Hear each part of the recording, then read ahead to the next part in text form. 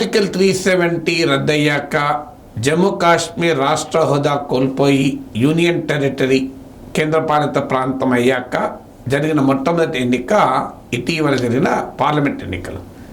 ఇప్పటి వరకు శ్రీనగర్, బారాముల్లాలో ఎన్నికలు జరిగాయి. అనంతనాగ్, రాజౌరీలో జరగబోతున్నాయి. ఈ ఎలక్షన్స్లో ఒక ఆశ్చర్యకరమైన పరిణామం అంటే కశ్మీర్ వ్యాలీలో కూడా భారీగా ఓటింగ్ జరిగింది.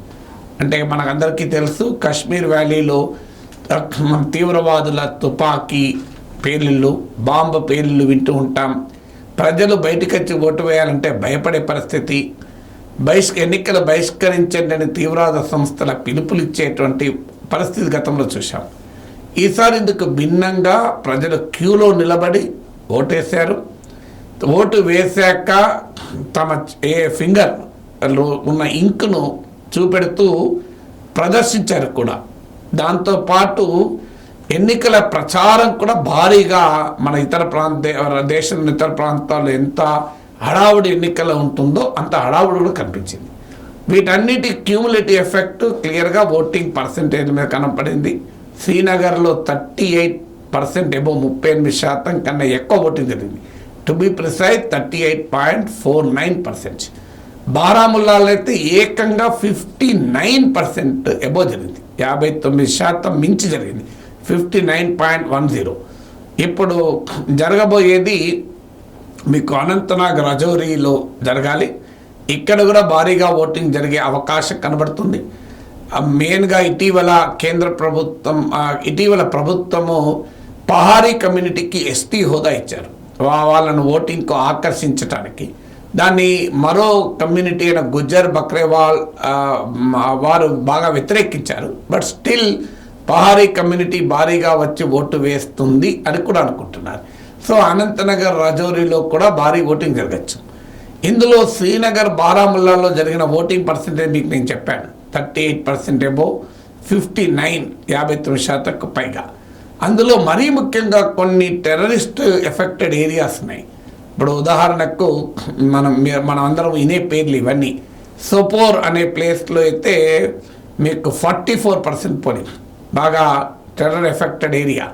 అలాగే పుల్వామా అయితే లాస్ట్ ఎలక్షన్లో 2019 ఎన్నికలకు ముందు సిఆర్పిఎఫ్ జవాన్ల ఉచకోత పాక్ ప్రేరేపిత తీవ్రవాదుల వల్ల జరిగింది. అక్కడ లాస్ట్ ఎలక్షన్లో 1% ఓటింగ్ జరిగింది. కానీ ఈసారి మనకు అక్కడ 43% ఓటింగ్ జరిగింది. అలాగే సోపియాన్లో లాస్ట్ టైం 2% ఓటింగ్ జరిగింది 2019లో. ఈసారి 47% ఓటింగ్ జరిగింది. సో ఇది ఏ రకంగా చూసినా అనూహ్యంగా భారీ పోలింగ్. నేను ఇంతకుముందు కూడా ఒక వీడియోలో పెట్టాను. యూపీ, బీహార్ల కన్నా కూడా కశ్మీర్ వ్యాలీలో, బారాముల్లాలో ఎక్కువ ఓటింగ్ జరిగింది. మీకు బీహార్, మహారాష్ట్రలో 54%, కానీ మీకు బారాముల్లాలో 59%. ఈవెన్ యూపీలో 57% లాస్ట్ ఫేజ్లో, కానీ మీకు బారాముల్లాలో 59%. ముంబై, హైదరాబాద్ల కన్నా కూడా కశ్మీర్ లోయలోని కాన్స్టిట్యున్సీలో ఎక్కువ ఓటింగ్ జరిగింది. అందువల్ల సహజంగా అందరికీ ఆశ్చర్యం కలిగించేది దేనికి సంకేతం అని. దేనికి ఒకటి, టెర్రరిస్ట్ సంస్థ కూడా ఎన్నికల పోల్ బాయ్కాట్కు పిలిపియని. అందువల్ల ప్రజలు ధైర్యంగా ఓటేశారు. ఇంకో డైమెన్షన్ కూడా చెప్పాలి. ఈ పోలింగ్కు 2 రోజుల ముందు పహల్గామ్లో జరిగిన టెర్రరిస్ట్ బాంబ్ బ్లాస్ట్లో ఒక మాజీ సర్పంచ్, బీజేపీకి చెందిన మాజీ సర్పంచ్ చనిపోయారు. అక్కడ ఆ ఇన్సిడెంట్ జరిగిన తర్వాత కూడా 2 రోజులకే ఓటింగ్ జరిగిన ప్రజలు ఇంత భారీ స్థాయిలో ఓటింగ్లో పాల్గొన్నారు. కాశ్మీర్ వ్యాలీలో బీజేపీ పోటీ చేయడం లేదు. అక్కడ ప్రధానంగా పీడీపీ, అలాగే నేషనల్ కాన్ఫరెన్స్తో పాటు బీజేపీ ప్రాక్సీస్గా ఆరోపించబడుతున్న 2 పార్టీలు, అప్నీ పార్టీ, జమ్మూ కాశ్మీర్ పీపుల్స్ కాన్ఫరెన్స్, ఈ 2 పార్టీలు బీజేపీ ప్రాక్సీస్ అని అంటున్నారు. సజాద్ లోన్ పార్టీ, వీళ్ళు బీజేపీకి పరోక్షంగా సహకరించే వాళ్ళు వీళ్ళు పోటీ చేస్తున్నారు అని. సో ఇలా కశ్మీర్ వ్యాలీలో ఎందుకు ఇంత ఓటింగ్ జరిగింది, దీనికి 2 రకాల ఎక్స్ప్లెనేషన్స్ వస్తున్నాయి. ఒకటి, కేంద్ర హోంమంత్రి అమిత్ షా ఎక్స్ప్లెనేషన్. ఇది ఒక ఇండికేషన్. ఆర్టికల్ 370 రద్దయితే అల్లకల్లోలం అవుతుంది అని అన్నారు.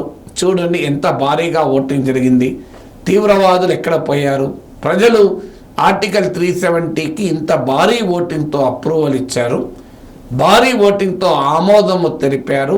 ఆర్టికల్ 370కి జమ్మూ కాశ్మీర్ రాష్ట్ర హోదా రద్దు చేసినందుకు అని. వాస్తవంగా బీజేపీ మళ్ళీ రాష్ట్ర హోదా రెస్టోర్ చేస్తానని ప్రామిస్ చేస్తోంది. సో అందువల్ల it is an approval for article 370. Article 370 రద్దును కశ్మీరీ ప్రజలు స్వాగతించారు కనుకనే ఇంత భారీ స్థాయిలో ఓటింగ్ జరిగింది అనేది అమిత్ షా వాదన.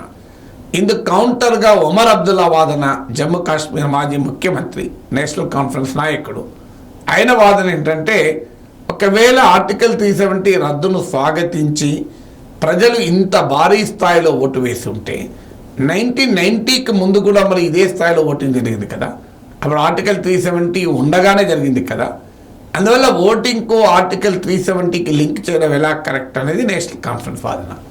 మరి ఎందుకు ఓటు వేశారు అంటే పీడీపీ నేషనల్ కాన్ఫరెన్స్ నాయకులు చెప్పేది ఏంటంటే, గత కొన్నేళ్ళుగా ఆర్టికల్ 370 రద్దయినప్పటి నుంచి ప్రజలకు రిప్రజెంటేటివ్స్ లేకుండా పోయారు. రాజకీయ నాయకుల్ని నిర్బంధించింది ప్రభుత్వము, పొలిటికల్ యాక్టివిటీస్ సస్పెండ్ చేసింది. పబ్లిక్ రిప్రజెంటేటివ్స్ లేకపోవడం వల్ల తీవ్రమైన ఇబ్బందులు పడుతున్నారు. కేవలం అధికారులు, సైన్యము ఈ రిప్రెషన్ వాతావరణంలో బతుకుతున్నారు. సో పీపుల్ వాంట్ అసెంబ్లీ కూడా లేదు, స్థానిక ఎమ్మెల్యే లేరు, తమ ప్రభుత్వం లేదు. అందువల్ల ప్రజల్లో ఒక్కసారిగా డెమోక్రసీ పట్ల, ఎలక్టెడ్ రిప్రజెంటేటివ్స్ పట్ల ఆ కోరిక కలగడమే ఇది ఇండికేషను. తమ వాయిస్ వినటోళ్ళు లేరు గనక తమ వాయిస్ చెప్పుకోవటానికి ఈ ఎన్నికలను ఒక అవకాశంగా ప్రజలు భావించారు. అందువల్ల ప్రజలు తమ రిప్రజెంటేటివ్స్ ఎన్నుకోవాలనే ఆకాంక్షను తెలియజేస్తుంది అనేది ఆర్టికల్ 3 సంబంధం లేదన్నది వాదన. ఈ వాద ప్రతివాదాల్లో ఏది నిజమని ఇట్ టేక్స్ లిటిల్ టైం. మనకు ఈ ఎన్నికలు జరగాలి, పార్లమెంట్ ఎన్నికలు, ఆ తర్వాత అసెంబ్లీ ఎన్నికలు కూడా జరగాలి, అక్కడ రాష్ట్ర ప్రభుత్వం ఏర్పడాలి, అందులో కూడా భారీగా ప్రజలు పోలింగ్లో పాల్గొనాలి.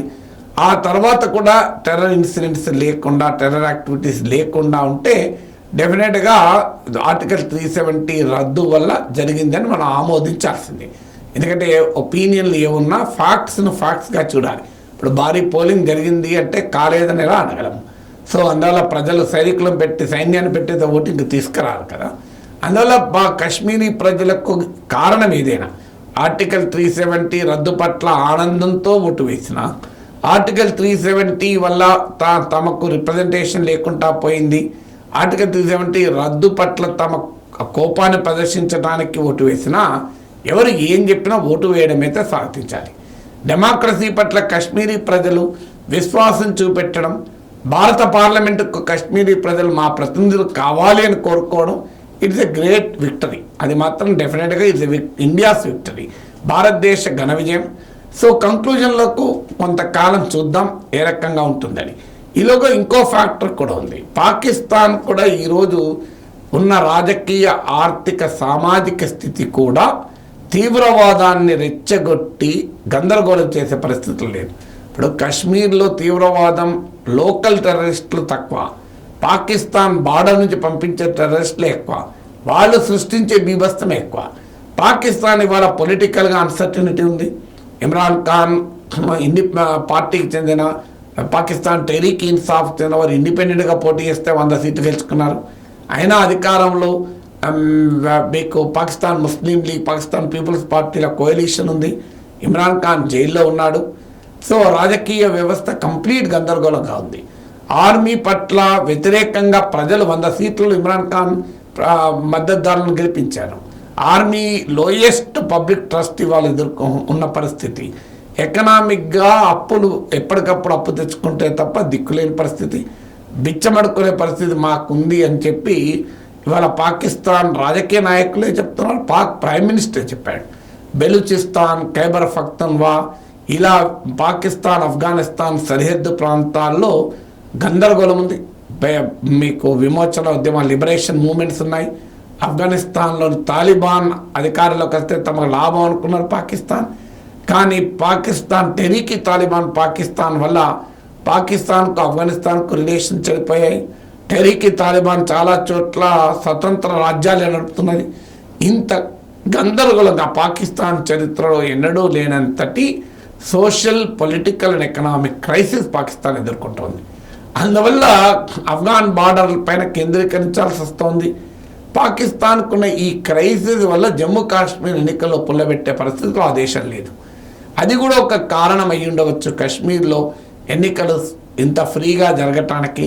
అందువల్ల ఏ కారణాలు ఏదైనా it is a celebration of Indian democracy కనుక ఈ భారీ పోలింగ్ను మనం ఆహ్వానించాలి, ఆకాంక్షించాలి కూడా. కాశ్మీర్లో శాంతియుత పరిస్థితులు నెలకొనాలి అని, సాధారణ జనజీవనం ఉండాలి అని.